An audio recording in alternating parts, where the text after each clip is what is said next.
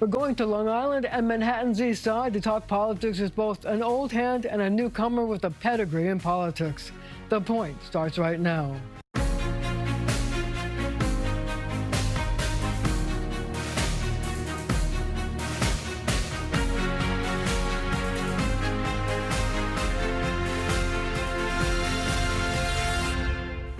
Bruce Blakeman is the Nassau County executive seeking another term. Now, it might be for 4 years or it could be for 3 years. Now, what's with that? So the case was argued in the State Court of Appeals. They have yet to render a decision. We claim that it's unconstitutional under the state constitution. We'll see what the Court of Appeals does. So what we're talking about is the fact that the state passed a law that wants to have all the elections be in President even years, not odd years like 2025. So you say it's legal or it's not legal. How do you want it to be? Well, first of all, it's unconstitutional. Second of all, it's bizarre because can you imagine how long the ballot will be if you now put local races on? And what's going to happen to local issues?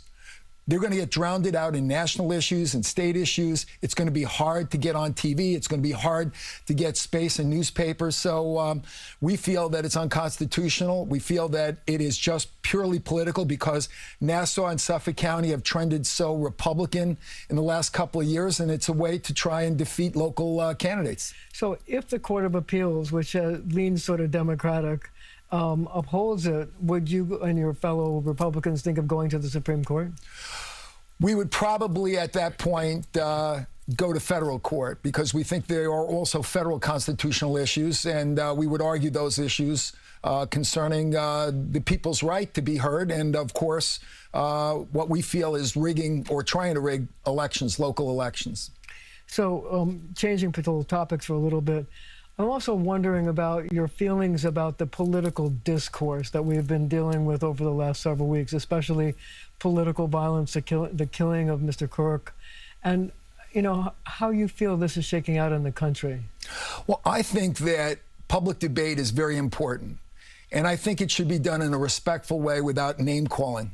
I try not to get engaged in that kind of stuff because it doesn't help with your arguments. Actually, I think it detracts from your arguments when you are pejorative with your opponent. The killing of Charlie Kirk is a disgrace. Charlie Kirk was someone who was going on to campuses and telling a different point of view. As we know, the universities around the United States, they're all far left-leaning. The professors are 93% woke. And he was coming onto campuses and actually debating and interacting with people he would invite up to the microphone who had different points of view, but they would debate and talk. And his assassination is incredibly sad and tragic. But, you're a politician who have not shied away from taking some controversial positions. Are you personally afraid for your own safety? No, I don't do anything foolish, but I'm somewhat of a fatalist. I think that you have to go out there and live your life. So I'm not concerned. I take each day as it comes, and I don't worry about it. I'm in this for the fight. I'm in to fight for the future of our county and the young people that are coming up, our children, our grandchildren, our great-grandchildren that come, and I think it's a battle worth fighting. How do you change the discourse so that people actually talk and respect each other's views without making it a personal thing where they want to hurt you? Well, I think both sides need to stop the name calling.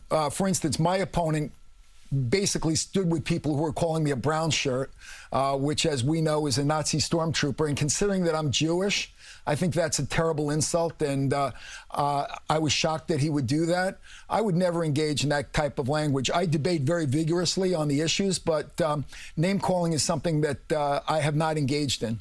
Are you concerned about the rise of anti-Semitism? It's a major problem. It's a major problem in the United States. It's a major problem here in New York City. And I have to tell you that we have 300,000 people who identify themselves as being Jewish in Nassau County.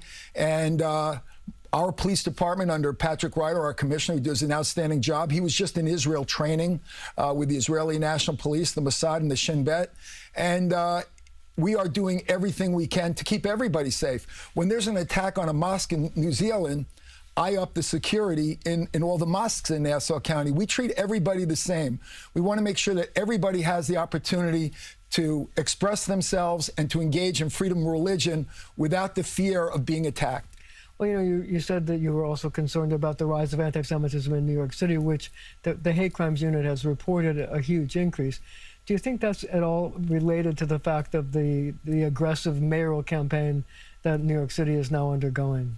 Well, the Democratic Party nominated a virulent anti-Semite who's a communist. His values are completely antithetical to American values. I am shocked that the Democratic Party could nominate someone who is so far out of the mainstream. And I'm hoping and praying that he's not elected mayor, because it's certainly going to make my job a lot harder in Nassau County, because we depend a lot on our cooperation with the NYPD. We share a lot of intel, a lot of information, and we also exchange assets with the NYPD, who do a great job. But I'm very concerned about his candidacy and the prospects that he might become mayor. Well, let me ask you this question. I want to point out that he's a democratic socialist, but the question is this: do you think that his desire to change the police department and the kinds of things that they respond to could imperil the cooperation efforts that you now have between your police department and the NYPD? Absolutely, Marcia. That is a major concern because, as I said, we depend on law enforcement cooperation with federal, state, and local levels. And NYPD is the largest police department in the United States. We're the 10th largest municipal police department in the United States. And we share intel, we share information, we share assets. If they need assets, we give it to them. And I just worry about my detectives coming into an investigation in New York City, how they will be treated. I'm worried about the information that we'll receive from NYPD under a Mandami administration, whether it be accurate. And I would be very worried about sharing information with the NYPD and giving them sensitive information. So we love the men and women of the NYPD, and we have a great working relationship with them, but we're very concerned if the leadership changes and they go to this far-left extreme position that they've taken, where basically they're pro-criminal. But here's the other thing. The NYPD now has a different policy regarding immigrants, illegal immigrants, or undocumented immigrants, than you do in Nassau County. Nassau County police are allowed to train with ICE agents. Are you worried about that, the fact that you would have different goals having to do with illegal immigration? Well, we're going to do the same thing that we've been doing in Nassau County. We are the first county in America to fully cooperate with ICE, with both our sheriff's department and our police department. And we're seeing material benefits. Crime is going down. And the people who are most happy with our policy are Hispanic Americans, because it's their schools that would be overcrowded. It's their neighborhoods that would see an increase in crime. So I have tremendous support from the Hispanic American community. So speaking of Mr. Mamdani, there's been a spate of endorsements over the past week for his campaign. Governor Hochul became the first one, but also Carl Hastie, the Speaker of the State Assembly. How do you view that, and how do you view that, how those policies could then impact you in Nassau County as you're looking for different kinds of programs from Albany than the mayor of the city of New York? Well, I think Governor Hochul's endorsement was a stab in the back. I think that she is supporting somebody that, again, is antithetical to American values. He is anti-capitalism, and he's somebody that basically is a virulent anti-Semite. And I think that he's very dangerous to New York City, and the fact that the governor of this state would back somebody with such extreme views, I think, is very troubling. Well, see, one of the things he wants to do, as you know, is tax the rich, which could affect, it would have to be passed statewide, it could affect people who live in your county. How do you feel about that? Well, we're already seeing an influx of people from New York City into Nassau County because we're the safest county in America. Our restaurants are as good as any place, including New York City. We've got great shopping. We've got beautiful beaches. And we have a very diverse community. We have every race, religion, ethnic group, people of all abilities, people of all lifestyles. And we get along because we are respectful, we are kind, and we are generous, and we are a compassionate county.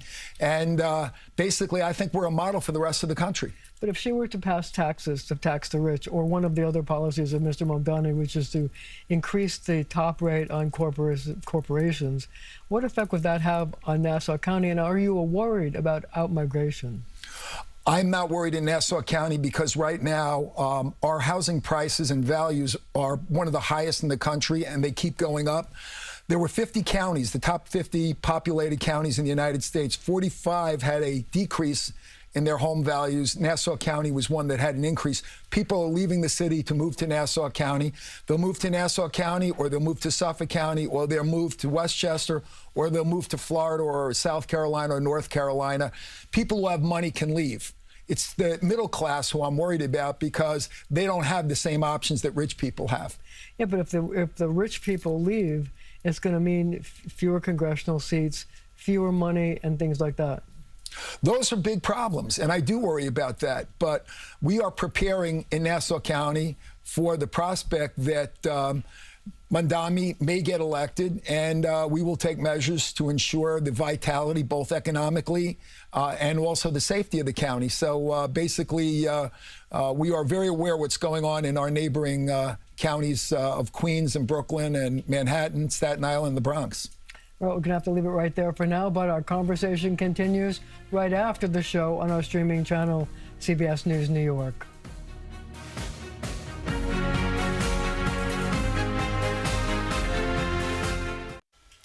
Virginia Maloney is running for the city council on the east side. Now, it's not the same area her mother once represented before she went to Congress, but she hopes to be just as impactful. So why are you the woman of the moment, the woman who should be the representative of this district? Thank you, first off, Marcia, for having me. I'm so excited for this conversation.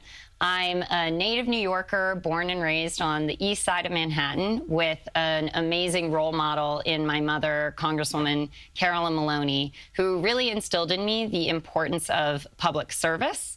I love New York. I think it's the best city in the world. But as I walk around, it's very clear that we have a lot of work to do.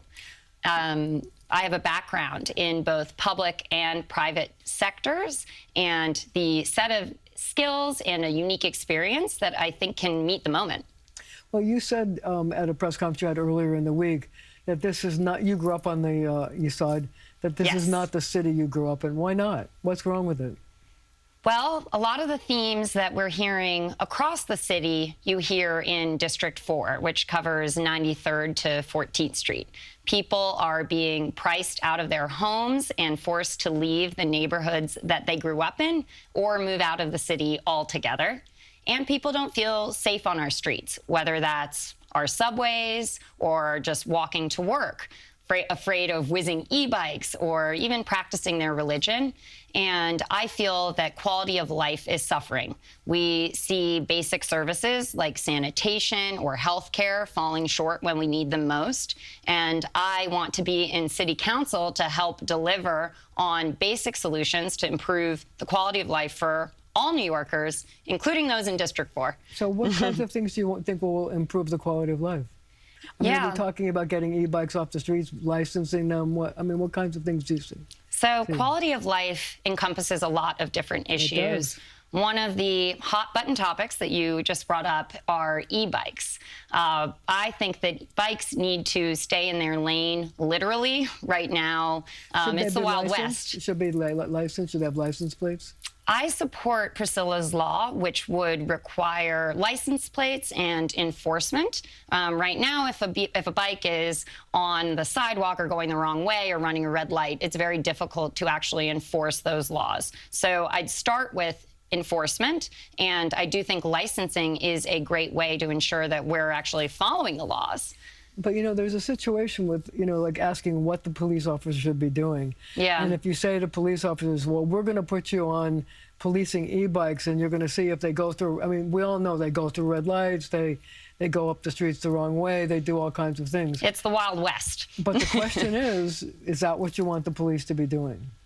I think it should be a part of it. As we talk about the e-bikes in particular, I would want to work with a lot of the sources of the problem. So we know that there's been a big increase in delivery traffic, particularly after the pandemic. New York was a holdout. You know, we're the brick and mortar city, but increasingly people are used to ordering a pizza and having it show up at their doorstep in 10 minutes. And that's all well and good until an e-bike nearly knocks you down on the way. So I think that the companies that like DoorDash, Seamless, that are managing these delivery drivers need to be part of the solution. So they should be paying for licensing and insurance? More what I'm talking about is a technological solution. So I am a product manager at Meta and have a background in tech. And so I know that we need those stakeholders at the table to talk about what might actually work. We know that everyone on a city bike and everyone using an app for a delivery service has their phone. There's a lot of information that comes with that. So if a delivery driver is going down the wrong street, or if they're getting to a location faster than they're legally allowed to, we need to have enforcement mechanisms that don't incentivize that type of behavior. We want safe streets for everyone, both the riders of the bikes and pedestrians. So your mom used to brag that you were the first baby of a sitting city council person. She still does. I know that. So my question to you is this: how are you like her, and how are you not like her? Yeah. Well, I'm told a lot these days that I look a lot like her. But my mother still tells that story about being the first woman to have a child in city council. And I think it really speaks to how far we've come as a city and as a country. Mm-hmm. Now we have a majority female city council. And when she was there, that wasn't the case. She was hunting around for the women's restroom, right? So I am really grateful to her, obviously, as being my mother, but also for being a true trailblazer and making it possible for women to run for office and for women to be in the majority. But how do you see your role in the city council, especially if Zoran Mondani becomes the mayor? Yeah, I am a pragmatic, moderate Democrat. I am focused on the nuts and bolts of city life and the top priorities for my district. Some of those priorities do align with Zoran Mondani and with the assemblyman, and I think we do need to bring the conversation to affordability. It's truly a crisis, and I hope to partner with whoever the incoming mayor is on solutions that will address that problem. Would you join the Progressive Caucus? I am a pragmatic Democrat. I think I'm probably more middle of the road and would not necessarily join the Progressive Caucus. So the hot topic in the mayor's race is the horse carriages in Central Park. I wonder how you come down on that. Should we have them? Should we have electric vehicles? Your thoughts? Yeah, this is an issue that has been bopping around the city for nearly 2 decades now. I'm concerned about humane treatment of the animals that are in Central Park and of the horses. I am also concerned about tourism in New York City and ensuring that we keep people coming to New York and grow economic development levers. Having worked at EDC under Mayor Bloomberg, I know we have to be judicious in our decisions and balance both sides of the table. I wonder if there are ways that we could more humanely treat the horses and balance those two interests. I'll also say this has not been a big focus of my campaign. So in the city council, if I were faced with this particular vote, I would do additional research and speak with both groups. For me in my campaign, it's back to the topics that we're really focusing on: public safety, quality of life, affordability. Okay, we're gonna have to leave it right there for now, but we will be right back.